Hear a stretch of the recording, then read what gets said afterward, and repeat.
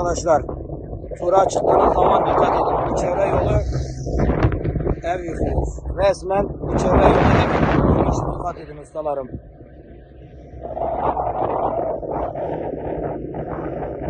Allah yardımcısı olsun.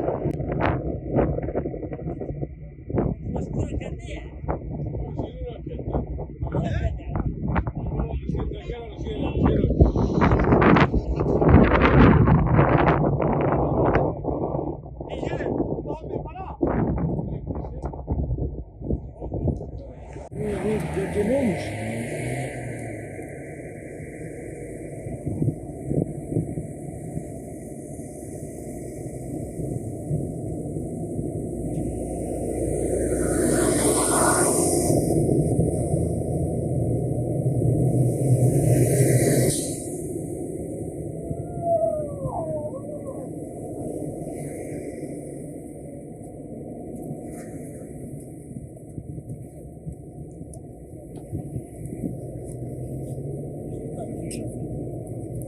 Aynen.